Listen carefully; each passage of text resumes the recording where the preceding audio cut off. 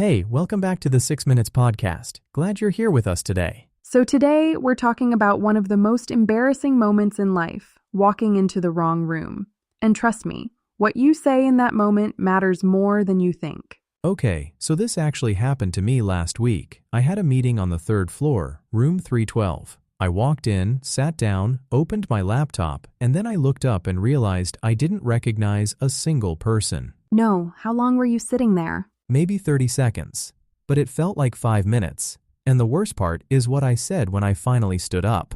I just said, "This is not my room," and walked out. Wait, that's it? This is not my room? Yeah, and everyone just stared at me. Nobody smiled. Nobody said anything. It was so awkward. I mean, it's technically correct, but it sounds so strange. Like you're a robot announcing your location. It doesn't acknowledge the other people at all. Exactly. I didn't apologize. I didn't explain. I just stated a fact and left, and I think that's why it felt so cold. Okay, so what should you actually say? Because I think most people freeze in that moment. Your brain just stops working. Right. So the most natural thing is something like, "Oh, sorry, wrong room." Short, quick, a little embarrassed. People hear that, and they immediately understand. They usually smile or wave you off. And the O at the beginning is important, right? It shows you just realized the mistake. Without it, sorry, wrong room sounds almost too calm, like you planned to walk into the wrong room. That's a good point. The O signals surprise. It tells people this wasn't intentional. You genuinely made a mistake. What about something longer? Like,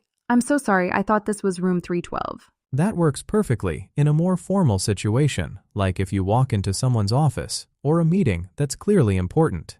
Adding the reason makes you sound polite and aware. So, "Oh, sorry, wrong room" is casual and quick. "I'm so sorry, I thought this was room 312" is more formal and explains why you're there. Exactly, and there's a middle option too. "My bad, wrong room." That one is very casual. You'd use it with people your age, maybe in a university building or a co-working space. But probably not in a corporate meeting with senior managers. Definitely not. "My bad" can sound too relaxed in a formal setting, like you don't really care that you interrupted. Okay, let me try a scenario. Imagine I walk into a yoga class that already started. Everyone is quiet, eyes closed. What do I say? In that case, you want to be very quick and very quiet. Just a soft sorry, and then leave. You don't need to explain. The less you say, the less you disrupt. So sometimes fewer words is actually more polite. In a quiet setting, yes. A long apology actually draws more attention. People have to open their eyes, look at you, process what you're saying. A quick sorry and a wave lets everyone go back to what they were doing.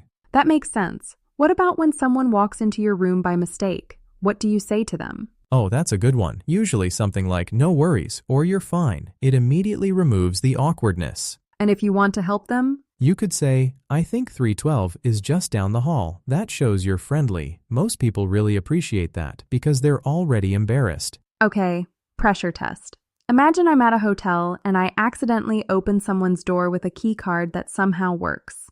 The person inside is staring at me. Go. Oh, that's intense. What would you say?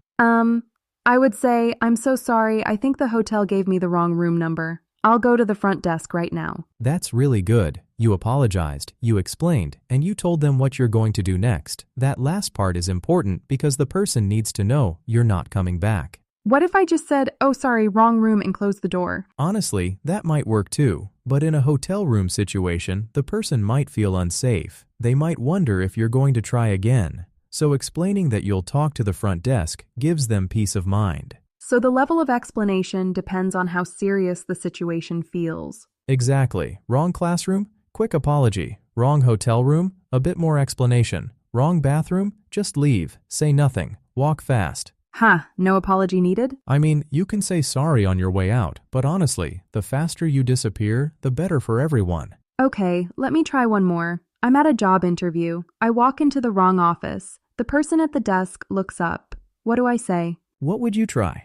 I'd say, "Oh, I'm sorry to bother you. I'm looking for the HR office. Could you point me in the right direction?" Perfect. That's polite, professional, and you turned your mistake into a chance to get help. That's actually a smart move in a professional setting. Don't just run away. Ask for directions. Because running away looks more awkward than the mistake itself. It really does. A calm response actually makes you look more confident. People remember how you handled the moment, not the mistake. All right, so quick recap from what we practiced. The key is acknowledging the mistake fast, keeping your apology short unless the situation is serious, and matching your tone to the setting. And remember that "oh" at the beginning. It's small, but it signals that you're human and surprised, not cold or careless. So here's my question for you listening right now. Have you ever walked into the wrong room? What did you say? Or did you just freeze? Tell us in the comments. I want to hear your most embarrassing story. And if you haven't done it yet, don't worry, it's coming. Now you'll be ready.